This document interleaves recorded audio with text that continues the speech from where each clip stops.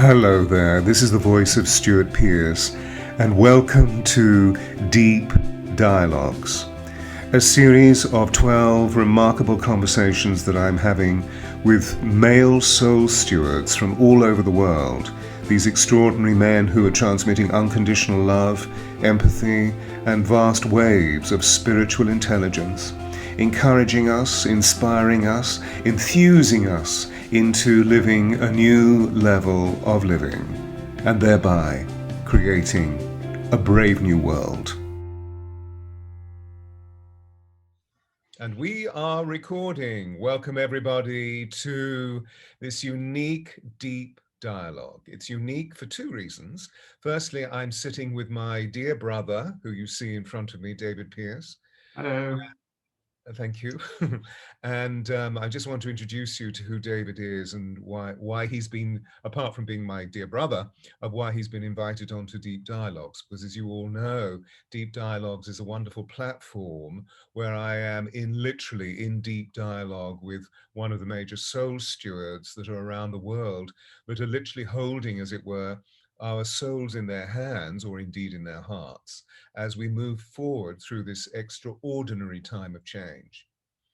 And we record on New Year's Eve 2020, which means, of course, that futuristically we've already transited into 2021, and are we not pleased to release 2020 behind us? It's been the most extraordinary year.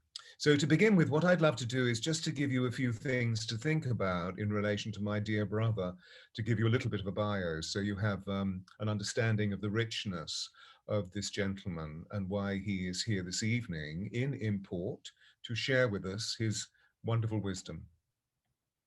So David has been a passionate, compassionately committed seeker, researcher and teacher for over 45 years, focusing on the divine spiritual aspects and universal principles of life's purpose. A Brit by birth and a world citizen in outlook, he is a passionate pathfinder, opening up new future paradigms within the substance of human consciousness. And over the years, he has combined a career, a very successful career, as a business consultant, specializing, interestingly, in the promotion of health and well-being within corporations, whilst also being a fundamental trustee of the Template Foundation, a spiritually based adult education charity, which was derived 25 years ago in the UK from a pioneering worldwide movement of neogenesis called the EMIN.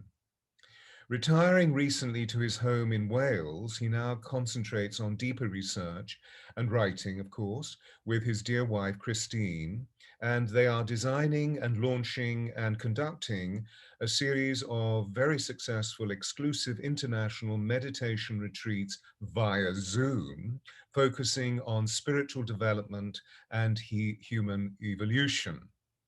Welcome, David. Thank you, Stuart. Pleasure to be here with you. It's always interesting, referring to something as official as that. Yes. And I'm sort of reminded of a look in your eye many, many, many years ago. This would have been in 1976, Oh, when we were yes. standing at our own father's funeral. And somebody very august was in the pulpit in St. James's Piccadilly giving the panegyric. And we were listening to this story about the man that we knew as father. And we both looked at one another as if to say, who are they talking about? Because what's interesting is that when we reveal a biography, which is really, I guess, a wonderful portrait or landscape of an individual's external life, often it surprises us how extraordinary they've been in the world and how much they are entertained and appreciated and respected and honored in the world. And certainly this is your case. So it's wonderful to share this platform with you, and particularly to talk about, well, what else would brothers talk about but intimacy? Absolutely. Absolutely. And I know you have some very refined perceptions about not just the concept, but also the experience of what intimacy is all about. And I wondered if you could share with us, to begin with, what you feel you have developed over the years as being a slipstream into reminding yourself of the fundamental role that you have within the construct and experience of intimacy. Yes, cool. Delighted to, Stuart. Yeah. Well, I I can't think of anything more important than this particular subject because of the way that it intertwines into our lives and so many aspects of our outer life as well, which you've just done a very good job of speaking about the sort of outpouring and the sort of activities of another person's life, my life in this particular case. But intimacy obviously doesn't start outside oneself, it starts deeply within. And my own experience here with this is that, for example, if you wish to become intimate with another life, another human being in any way, then you've really got to start with the intimate experience with one's own life and all that that involves. And that's something that I know is very deeply intrinsic to your own work. And you're, the working with people's voice and discovering their inner voice within. Because I think so much of our lives today force us away from the core nature of who we are and what that is to do with. And when I talk about intimacy, I'm really talking about the way of a deep and, as far as we can make it today, natural human life, to be a human being, to be an authentic, spiritually influenced human being. And when we talk about intimacy, we're talking about being intimate with ourselves in that way, at that kind of depth, and intimate also with all that's connected to that. Because we are both a carnal being and also a spiritual being, all wrapped up in one, as we both know, whilst we're here on earth, with this unique journey that we're both on from our birth to our passing. And our ability to be intimate with those things that deeply within us at core arrived here with us at the moment of our birth, formed up with us during the course of our formation in the womb, are so core to the very reason for us being here on earth. That is the translation and the interpretation of those into our way of life. That the subject of intimacy from that standpoint relates directly to that. And I think it is also the most practical thing that, in my experience, I've ever come across from the standpoint of being real with within the auspices of a spiritual connection and a life that seeks spiritual connection. Because feelings come into this in a very deep way. The ability to feel and know wisdom, for example. And to be able to do that, one really does need to be able to travel throughout the inner world of oneself, as well as understand the outer world. And that means a great deal of intimate connection and intimate understanding. So that's very much why we talk about intimacy. Yeah. Linked with that as well is this idea, as you know, of turning into the light, or turning into the light of one's own pedigree and one's own core natural existence, and turning into the wisdoms and the knowledges that are naturally connected to that, rather than something that one has to, as it were, go outwards and then adopt, which is is clearly a very large part of our lives here, from the standpoint of the way we have to live. Mm. In addition to that, Mm. so does that actually give you a starter into it, Stuart? Yes, it does, and it helps me see the nature of course, before coming into this conversation, I just did what I normally do because I'm fascinated by the etymology of words. Yeah. We live with words all the time, and we know that they are extraordinary because they exist both in the temporal and also in the sacred, and that they're forms of spelling that arise out of deep organic states, deep chthonic or atavistic states. And so I looked into the Webster's dictionary to find out that the word is derived from the Latin intimare, which means of inner closeness. So it's quite fascinating, isn't it, that it feels the warming nature of the way that we firstly, as you were saying, need to develop a very close relationship with our own inner honesty, with our own authenticity, and how so often being in the world can be challenging because the world on the outside of us requires that we reveal something which is not completely of the inner plane, of the inner domain of our inner kingdom, in the sense of the way that we feel completely honest. And yet, as we grow and we move through this remarkable spiritual trajectory that you and I have both claimed for ourselves, in being an appreciation of the divine, we realize that intimacy is actually about being present with the authenticity of what life gives us, so that in each moment there is a sacred vessel that is being appreciated, honored, and respected, or revered, which begins to allow us to see that often in the narcissism of our own creation, that if only we can actually cease this for a moment, cease the narcissism, and realize that we are all divine beings having a human experience, and that if we are in travail, all we need to do is to reach out into the intimacy of our connection with the divine, and automatically, physically, emotionally, mentally, and spiritually, something alchemical begins to happen to move us from negative into positive, or to move us from mortal disharmony into divine transcendence. And I Yes. know there you are now living in the countryside in Wales, which is, for the viewers, if you're thinking, why is David looking slightly furry and fuzzy in terms of the pixelation of the screen and the way it's being transmitted? We are recording through Zoom, and David is in remote Wales, where they've had a lot of very, very powerful snow today. So we were just figuring it out earlier. We tried to reduce lighting and all sorts of things. So forgive the approximation.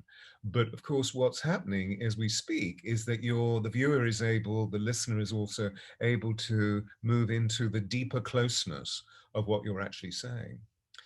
So living in Wales, where you are, provides you with an opportunity of feeling great closeness, great intimacy with Divine Mother, with the Gaia. Very much so, yes.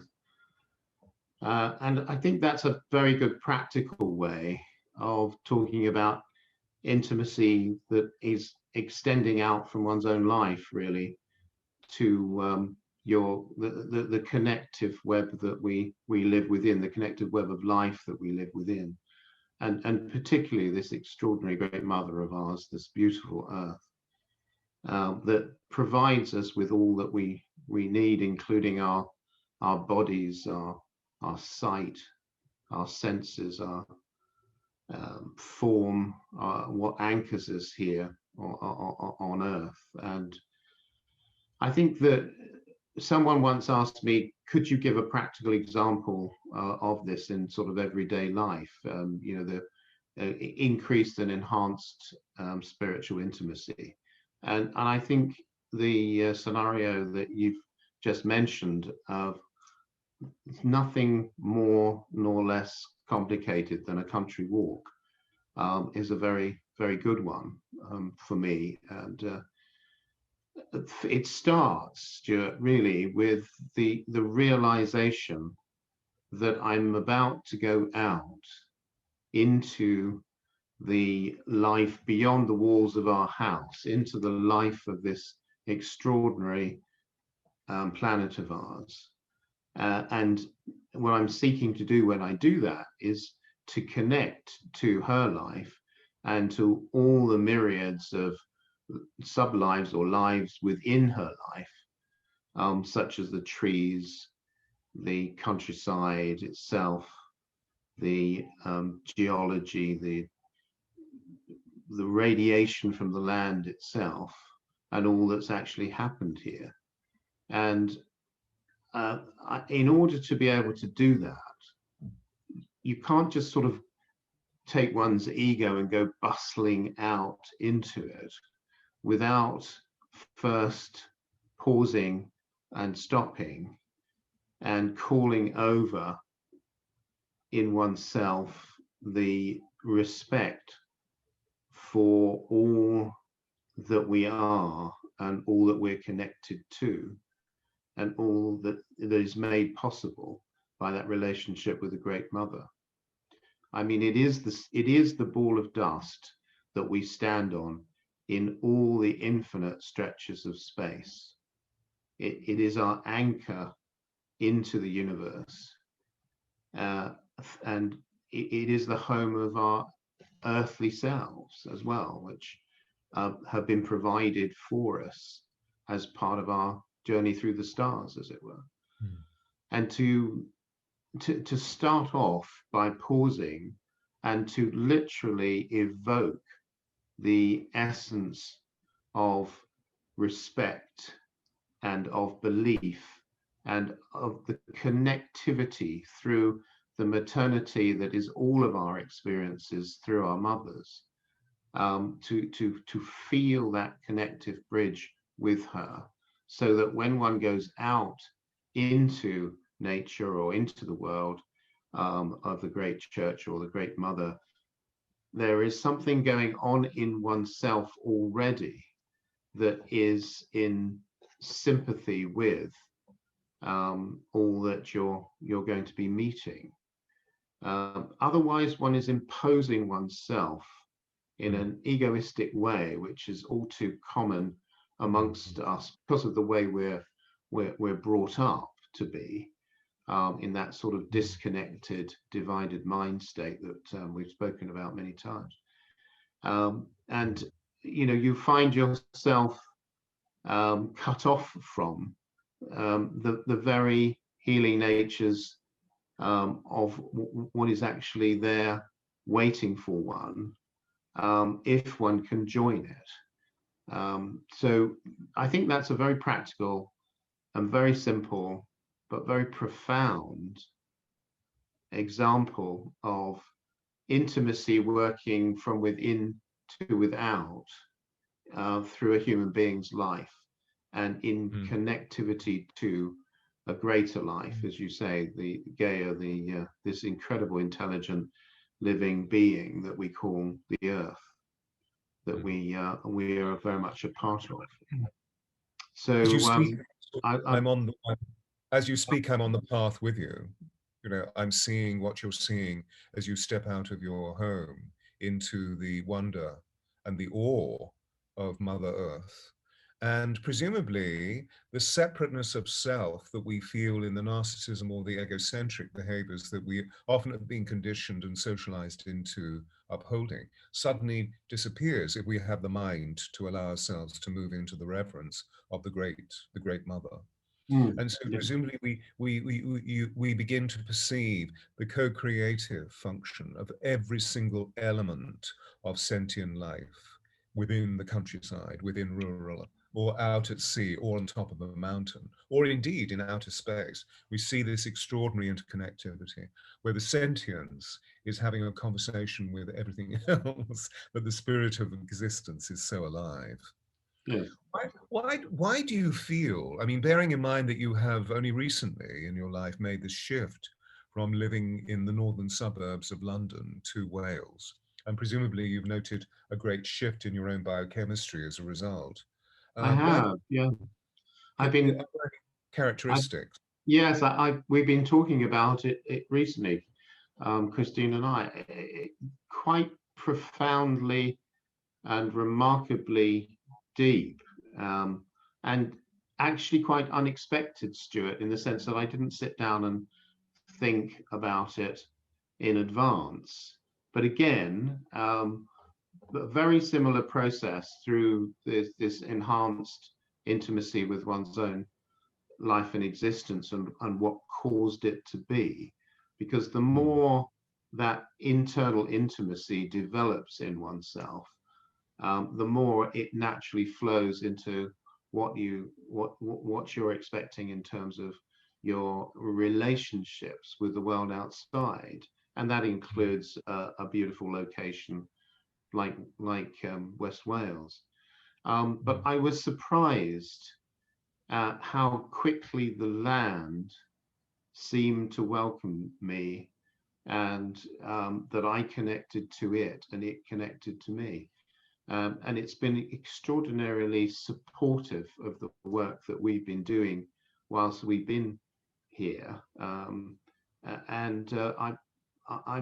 so pleased and inspired and thankful for what drew me down here in the first place, away from the intensity of Hertfordshire and the enormous hub, electromagnetic hub that London is, and the hotness of the radiations of that particular part of the land and of England as well, compared to the coolness and the stillness and the steadiness of the atmospheres that emanate out from the land here, which you will have experienced yourself on your visits to Wales, which is of course why we chose to have a rural meditation and spiritual retreat center here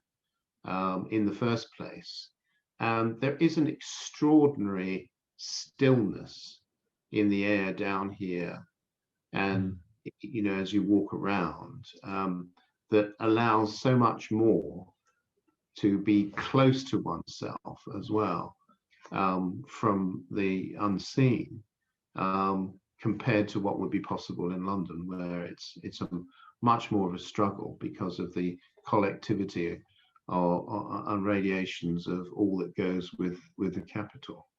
And then, of course, during the last year, the hidden benefit of being stepped away from the intensity of a very, very dense area of population as well, from the standpoint of the pandemic.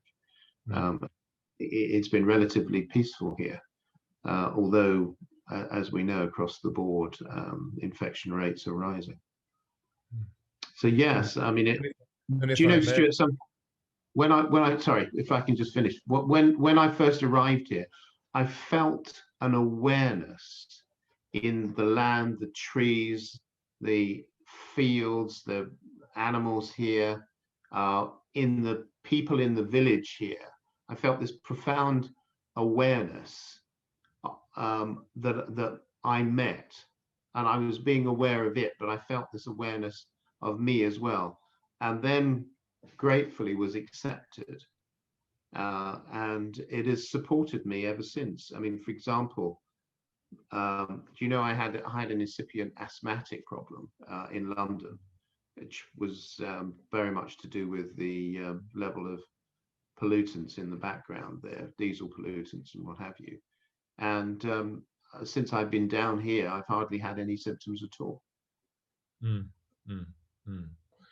Yes, well, understandably, you know, I was just, as you were speaking of the pandemic, I just wanted to rest in the notion of what you were sharing at that moment, and to also broadcast from both of us that our hearts go out to all of those people who have been affected by COVID, whether it be by succumbing to the awful virus, or indeed if we're talking to individuals who are in support of family members or dear ones or colleagues or friends who have succumbed to the awful virus, and how we hope and pray that all of their processes are made as comfortable as possible, that their welfare is comforted, and that there is a deeper understanding post the recovery period, of why it was necessary to move into such a ghastly experience to become more intimate with oneself.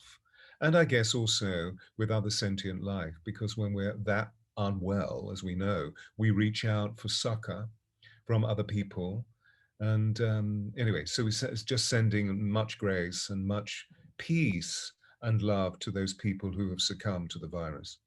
And Yes. hopefully, we as a collective will be able to see the back of it, so to speak, as we move into this extraordinary new world. And as you speak, of course, what's interesting is that the COVID-19 virus is a very extraordinary series of bacteriology that affects the respiratory nature of our beings, that goes right into the very core of the breath of life. And that, of course, that if there's nothing more intimate than intimacy itself, it is the breath of life and the way that it Indeed. gives us Mm. sustained biochemistry, as well as, of course, we know that it's always being referred to as a metaphysical proportion of God's breath, pranayama, or may the force be with you. I was just talking about it earlier on, the anima mundi, the animating principle of the universe, which, of course, was somewhat desecrated at the beginning of the Age of Enlightenment, specifically in 1623, when suddenly Isaac Newton moved us away and said, no, that doesn't exist, even though it was something that was taught in medieval universities for many, many, many thousands of years, or hundreds of years at least. So where do you feel this quality of intimacy within this rural location will lead you? Because it's providing you with great benefits. Yeah, I think so far it's given um, it's given me the opportunity to quieten down in myself in many ways through much more profound forms of meditation, or at least the feeling life that comes through my meditative practices. And that has given rise to an extraordinary period of creativity, both in terms of the Zoom program that you mentioned earlier on, that Christine and I have designed and run, the international Zoom program over the last 12 months, which has been extraordinarily successful, and so much so that we've been asked to continue on that program. Indeed, we want to do it ourselves and possibly introduce even more intensive workshops that will be related to that. But also very much in my personal exploration of life, the universe, and everything through verse and writing. And what I've found possible as a result of being here is a deepening of that particular channel of exploration, which I love very, very much. And it's been one of the most creative year and a half periods, Stewart, of my life. I mean, there have been other periods when there was particularly strong periods of creativity, and not just creativity, but the ability to reach intimately into the mysteries of what it means to be a human being in a way that I haven't been able to before. Now, I'm sure some of that is to do with aging and ripening wisdom as well, and also the inspiration of being with a fellow poet, my wife, and we share so much within that. But it has been a remarkable feature, together with the kind of work that we've done internationally, as I've said, which has clearly been very well received. I think that also reminds me of the fact that every couple of weeks or so when we do a Zoom, we're very, very aware of the international impact of the pandemic that you spoke about. And I would like just to echo your own thoughts a few moments ago to everybody out there that is dealing with the increasing anxiety and worry and insecurity, together with obviously managing the the process of remaining well, if possible, around the world. It is something that we share throughout this country, but with pretty much every other nation around the planet. Some are managing it a little bit more effectively than others. We have a substantial number of people in Australia and New Zealand who, for example, who come on our Zooms, and in those two countries they're doing apparently a more effective job of managing it, but are still dealing with the same challenges. So yeah, my thoughts also, I'd want to join with you in what you said a few moments ago, and send a beam of light and support to everybody out there who's seeking to come to terms with what this all means. Of course, it's all bringing us into this very deep inner contract with ourselves and how we can open to the mysteries of life within that contract, to feel how we are in connection with an intelligence which supersedes anything that we may conceive. And yet at the same time, we are born of that intelligence. And I just, as you were speaking about this very rich creative outpouring that you found yourself engaged in, A, as a result of your union with Christine, your dear wife, B, as a result of needing to communicate the rich substance of what you feel about life and spirit. I mean, the temporal life and sacred life. But also, there you are outpouring creatively, but the movement must have changed the inner landscape of you quite considerably as well. Is that so? Has it enriched you? I know you spoke of this maturing wisdom, but I wonder what the inner landscape of you has, how that has changed as well. Yes, it has. You're quite right. I think particularly from the standpoint of one's own inner spirituality. I believe that each of us has, as you do, a divine part of us, a divine spark, if you will, within us, that is connected to what created the human in the first place, and caused it to be here on this place where an earthly form could be provided for our time here and for our work here, universal work here. And that divine spark, which could have many, many names, but let's call it the spirit, has been a very, very important part of my seeking for years and years and years, and I think it should be for every human being. And we are custodians of this extraordinary, as it were, eternal flame within the temple of ourselves. And our responsibilities for working with that, nurturing it, and communion and joining with it are self-evidently important.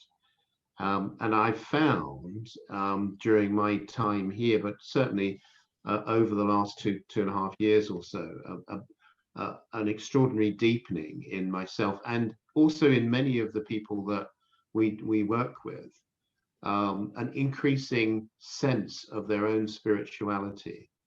And I think, what it would appear to be is an increasing amount of incandescent light that's coming out from a much, much more intimate and real relationship internally with the light within us.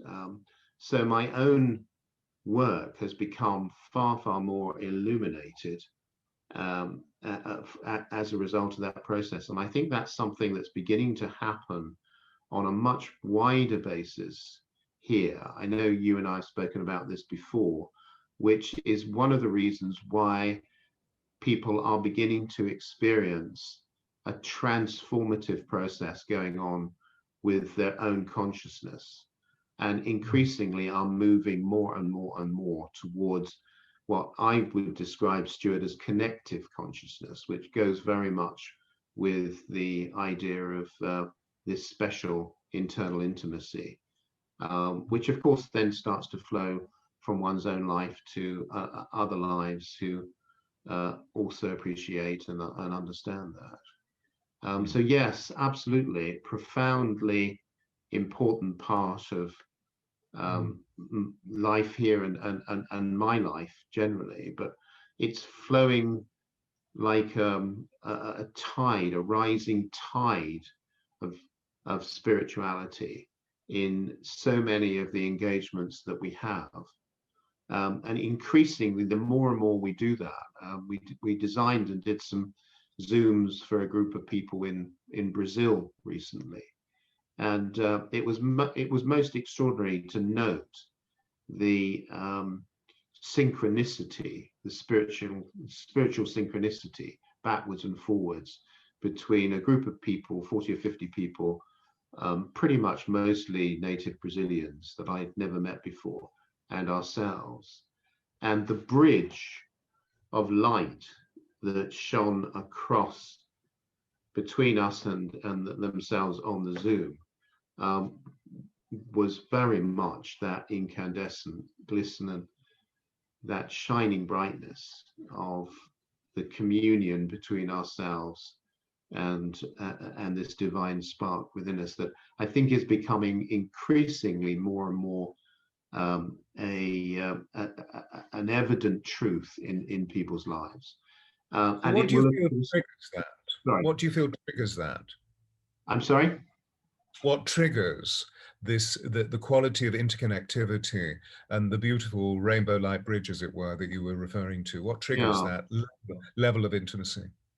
Well, I think it's the joining between the seeking in ourselves and, if you will, the desire of a greater consciousness to marry more and more and more with a lesser consciousness, such as what is within us as human beings. So I think what we've got is a movement from what caused us to be, and the origin of the divine sparks within us and ourselves. So there's two things coming together, if you will, the consciousness of creation and the consciousness that's lodged within the human being in communion with its inner light, in communion and intimacy with its inner light. Hence the description turning into the light in Christine and our work, really turning into the light of the spirit. As we come closer and closer and closer together, the life will change here, and I think that's one of the reasons why it's happening.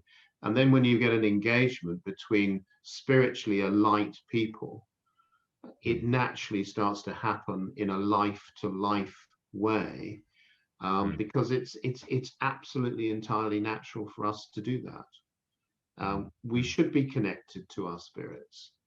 A life without that inner light and inner meaning is a dark place, and that's one of the difficulties that so many people struggle with in the world, the lack of knowledge of this and the lack of understanding, and how to actually make that connection in oneself, because you can't do it, as you know, through ego. You can't do it through the mind alone. You've got to engage in a whole way, that through the wholeness of oneself, a much deeper process of knowing, feeling, and devotion. I think last time I talked a little bit about when I wake up in the morning, every morning, I have a little prayer beside my bed, that I will remember that I am yet another effort of the creation. Mm. I think that's very important, Stuart, because I think when we think our time, we have this idea that it's our time that our lives are part of. And really within that, we're experiencing ourselves in the time of something much greater than ourselves as well. And until we can bring those two together, and so there's a kind of combined awareness of ourselves within that greater time, and understanding that we are in enormous need constantly all the time for the stability and the permanency and the continuity of life here that we are provided in this divine offering within which we live and breathe, as you said. And breath of life is so important. Until we do that, we're going to be separated from the core nature of ourselves as well. So sorry, that's a rather long explanation and response to your question. Really good Well, question. just hovering over all that you're saying with great interest and with great observation. And bearing in mind that we have an educative function in our conversation in this deep dialogue, I just reach into the essential tenets that are being explored, the essential precepts that are being explored. And really, again, the tenor or the fervor of what we're addressing is constantly bringing us back into an understanding of how intimacy is a real interconnectivity of our spirit with our physiology. And thereby, when we meet with that level of intention with one other, with several other, or indeed with a group of people, that joint intention becomes an extraordinary ring of light, a collective or a holy communion, where we become joined, and of course, the field of neuroscience and heart math is discovering all sorts of extraordinary things about the nature of our biochemistry and how our biochemistry changes when we move into this richness of want to be part of spirit, whether it's through our love of or our curiosity of. As soon as we embark on the journey, we realize that spirituality is a movement back to wholeness, and that when we are in wholeness, we come straight into the very center of our beings, physiologically speaking, and we feel that our heart is beginning to palpate love and care and empathy and compassion because it's being awakened by the shared experience with other. And then we begin to realize that the heart has an energy field 5,000 times greater than the human brain. So that actually our hearts are connecting with everybody else's hearts, and therefore the vibrational field is expanding and expanding in this exponential way to the extraordinary degree that we could literally affect the consciousness of other cultures or indeed other geographies around our planet, or maybe indeed on other planets. And that's evidently what's happening for you, as you were beautifully illustrating in relation to the contract, the energetic contract with Brazil. When I had the Yeah. experience just a few days ago of running a retreat online with 150 people who I couldn't see, and yet I could see everybody. And the interconnectivity of that vast vibrational field was felt by virtually every single person that was part of the retreat, because they've emailed me or come to have sessions with me, and they've commented on, by the way, that was the most amazing experience, and all of the transcendental units of what that experience was all about, that people went through extraordinary experiences, even though they'd never, because the subject of the retreat was called the Resurrection Retreat and moving through the principal temples of Egypt, even though they'd never been. Yes. So it feels that there, as you were saying earlier, that there's this huge awakening, a wave of interest, of fervor, of desire, of love in relation to this quality of interconnectivity. And that as a result, if we can just allow ourselves to be authentically open and honest about ourselves, we begin to realize that we're not the distant beings or the separate beings that we thought ourselves to be, without, of course, having any form of personal respect violated by anybody else, because there's always a level of mutual respect.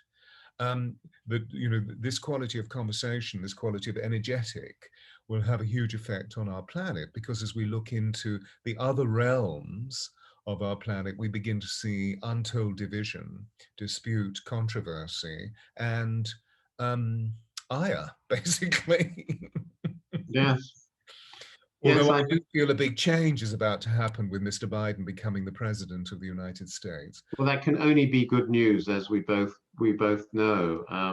And you know, I would want to send out to him, you know, all my support really, for being able to heal and bring together, you know, a very difficult situation, in that incredible country, the US of A. You know, I'm sure he will do a brilliant job. And We, there is something about him as well. There is a certain kind of light of belief about him mm, that would suggest that it's not just, you know, a mind there, but a life that's engaged and is seeking to be integrated and integral to what it is there to do as a human being, as well as the president of the US of A. yes, Which I think is, you know, I mean, God bless him. Is it 76 or 78 years old? he, That he's tackling he is, um, that yeah. leadership role in a situation like today, really. Mm, Mm. mm. Yes, I Yeah. agree with you. And the constituent parts that you've just identified, that evidently there is a very active, agile mental body in Joe Biden, God bless him, but this extraordinary heart. So he's always reaching into the empathic or the compassionate of doing what needs to be done to feed the children, through mutual respect and common decency.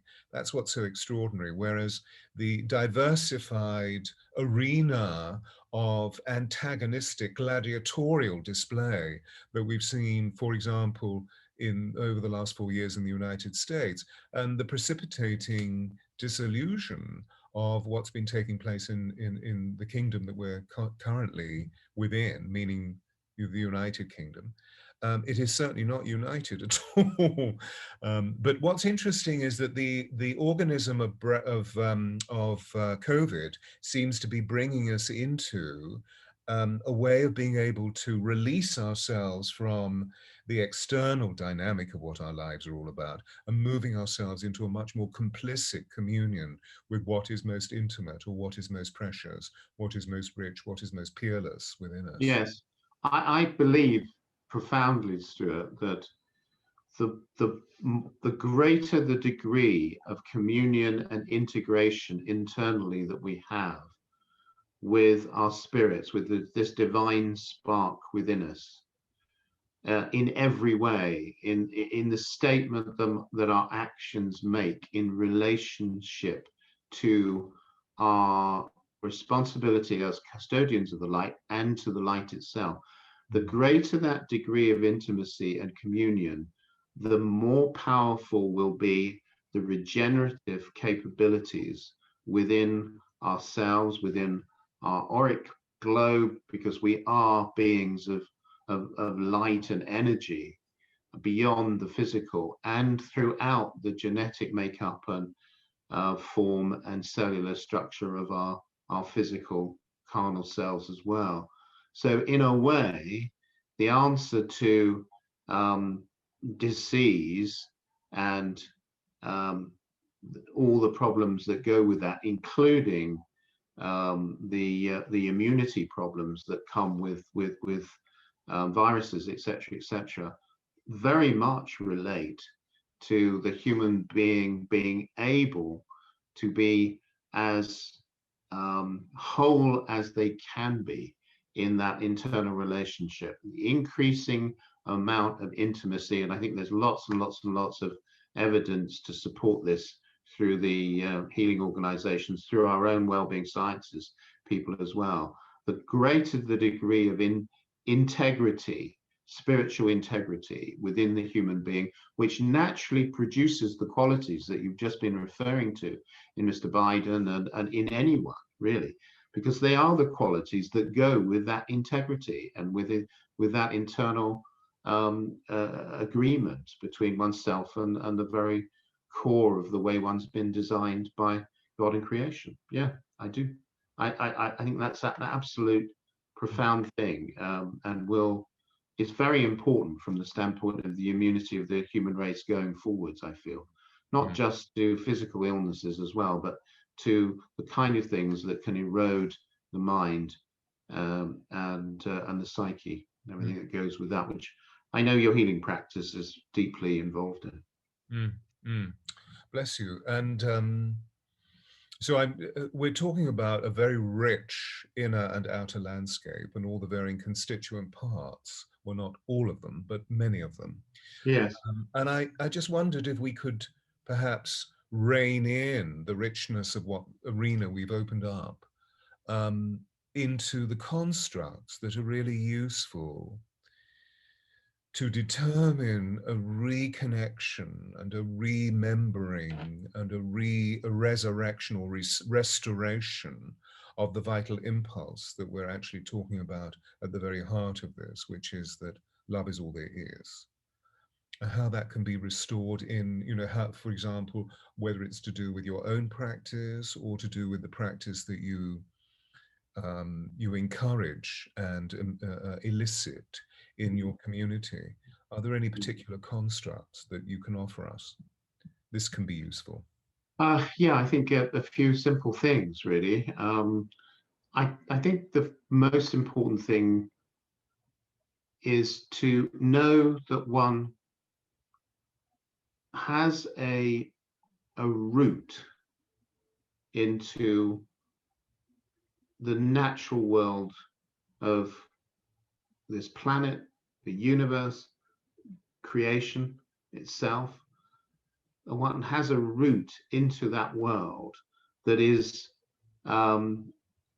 inviolate and unshakable, and that no matter how difficult one's life has become, or no matter how far one's wandered away from the natural path of one's life, that route within oneself and connected to the divine spark we've been talking about is always there. And if you can come home to that, Mm, it will always be there for you. It will always enable you to find the energies to try again, no matter how difficult you might think it is.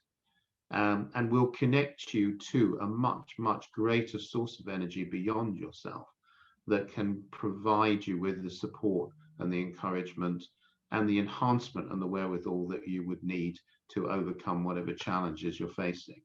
If you can be true to that route, to that core route in your own life, which is right back through the doorway of your birth and into the fact that we were created by something much more than the 21st century and by mankind. I mean, they have yet to be able to produce a human being from scratch, Stuart. mm, Yes, you might be able to do it if mm, you've got the right kind of codes and cells in a test tube, but mm, produce one from scratch with all the complicated machinery that goes with the design of life. Um, no one's been able to do that, mm. So, and that wh- whereas that our is where to start really. Mm. So our systems are so often encouraging us to outpour into the world. And, there is a certain creative function that can be applauded in relation to that, the acquisition of our varying skills and how we experience what it is to develop harmonious relationships with those people that we are intimate to, both in terms of our personal and professional life. But what's interesting is that as we've discussed intimacy, much of our conversation is about drawing us to the inner sense of being. And you mentioned the word meditation twice, the substance of contemplation. And I feel that that's a very important part of your life. Is that right? Very much so. Yeah, I would say to everybody who might be listening that slowing down and being able to move outside of the incessant speeds of our culture and everything that goes with it is an incredibly important, step towards better self-management in one's own process, and also essential to being able to discover for oneself internally the truths of what we're talking about. And one way of doing that on a regular basis is, of course, the art of meditation. But there are many forms of meditation, Stuart, as you know. I think this is it. I've talked to many, many people over 45 years about meditation. I've got a profound interest in it and a practitioner of it. But there are so many different forms of meditation that one can do. It doesn't have to be in the formal way of sitting down in a lotus position and chanting, although often chanting can be extraordinarily helpful, particularly if it's connected with a deep understanding, like yourself, with the breath and all that goes with that, and the voice, the power in that. But Yes, a meditation program for oneself, incredibly helpful, incredibly helpful. I think what we're pointing to is a definition that meditation can be a multidimensional practice. Yeah. But if we look into the essential duality or the paradoxes of our lives, we realize that there's an entry point through active activity. For example, your contemplation, your meditation as you walk through the beauty of the Welsh countryside and commune with nature, and passive. And I feel that, because we're so encouraged to do, we're in a frenzy of doing, and we've forgotten that we're actually human beings. And that the more we can engage in a balance between the outer flow and the inner flow through the active and the passive, that we find something really quite extraordinary, and that the divine lives within the stillness and not always within the action. It's we, I feel, who are alerted through the intelligence of our species to bring the divine into action, but actually the divine is in complete stillness. And I'm sort of reminded, as we spent a little bit of time speaking about the United States of America, I find it very extraordinary that the Constitution of the Republic arose out of hours and hours and hours of stillness, where the people, the elders or the founding fathers would gather in Philadelphia and other communities, but particularly Philadelphia, in those 18th century beings, and they would sit as Quakers in silence, in large communions of people, where nothing is said,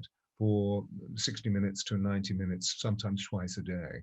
And out of that extraordinary firmament of inner consciousness grew the need to express a system of balance, a system of fairness, a system of justice, a system of being able to look after the ideals of each human being through the sanctity of what humanity is all about. That I find fascinating. And if only the Capitol, if the Senate could actually go back to that level of stillness, wouldn't it be extraordinary that every single major congressional committee meeting started with stillness? I know it was something that I was asked to do when we first formulated the Constitution of Shakespeare's Globe, that I went in and worked with all the board members and would take them through 5, maybe 10 minutes of deep breath into stillness and chanting. And that they always said that the level of imagination, the level of ease with which they were able to dispatch information was heightened by at least 98%. Of course, as soon as I left the Institute, the practices ceased. However, so yes, through stillness, how else can we really touch into the core intimacy that we're talking about, which is this exploration of the inner space, intermare, the closeness of the inner world. And breath leads us there, particularly when many of us are not aware of our breath. We're unconscious to the breath and the flow of sound that can be produced by extended breath brings us into this remarkable state of stillness. Thereby, the cells improve. They literally heal themselves, or we move into that incandescence of feeling bliss, feeling delight, feeling expanded, feeling relaxed, feeling at one, feeling whole. And therefore, it's so much easier to be able to share, deliver, or dispatch our love around the world. Mm. Fascinating conversation. Unfortunately, our time is drawing to a close, but I just wondered if there were any completion thoughts that you'd like to give to, as it were, wrap up our package, which is putting it a bit crudely, but. Yes, yes, I think so. I would say that another one of those very practical but very fundamental things for everybody to always seek to be aware of. And you mentioned being in the present, Stewart, which is, as we both know, profoundly important from the standpoint of one's mental well-being and anchorage here.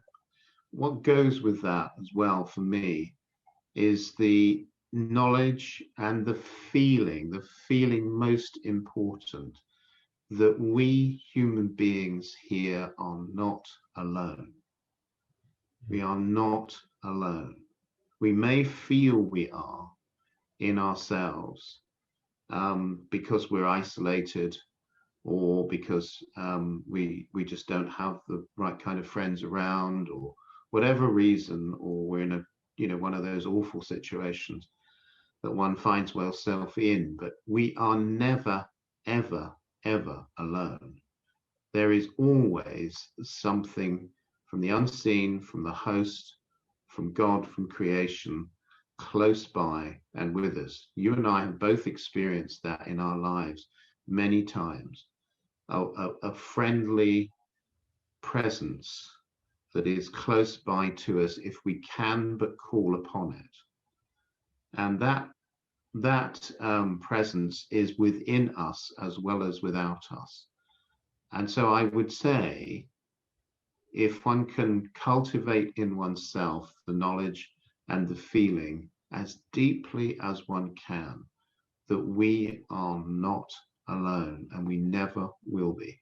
We are always part of something greater, and it is always much closer than we might think. I think that is what I would want to hit the pause button on. And also to thank you, Stewart, for the opportunity of these deep dialogues and the work that you're doing within that, and the fact that within that the exposure to these really fundamental truths of life can be expanded and increased. I think it's a wonderful practice, and I would very, very strongly want to encourage you to do more of them as you go forwards. I Well, think bless you. Yeah, this is just the beginning. yeah. And we're recording at the end of 2020. I've already booked 12 extraordinary people for the new year, where we examine the soul of the artist, because at the moment the artist is not being given the opportunity because of the nature of public expression that the artist, I'm thinking about the plastic artist, the act and the musician, the dancer, less so the painter, but I will be interviewing one of the land's or one of the world's great painters, great portrait painters, to find out, well, how are they dealing with the whole nature of global pause, or indeed lockdown, as it's called. So thank you for that. Yes, I will continue. And this has been a wonderfully rich conversation. So thank you for bringing us to that unique point of, I love to play with words, as you know, and I feel that alone is a construct that has been taught us by the patriarchy, because the patriarchy is so often based on tribal constructs. And of course, if we're very independent or artistic or unusual within tribe, the step away, we're automatically reminded that if you go out there, you're going to be alone. And so it becomes this terrible neuroses. Whereas if you drop another L in the word, it becomes all one. And that's what our true state is, that we're all one. So thank you, brother, for being part of this wonderful. Thank you very much. Yes, absolutely. I've hugely enjoyed it, and thank you for the opportunity, Stewart. Yeah. Bless you. Bless you. And to all you wonderful viewers, I'm sorry we haven't had a chat box for this so we could see what your responses were. But please do go to my YouTube account and look at all the other deep dialogues, or indeed go to dianathevoiceofchange.com, and you can see that there are now 24. This will be the 25th conversational deep dialogue within the library. And may your new year be happy and healthy and full of creativity. Bless you all. Namaste, namaste, God namaste. bless.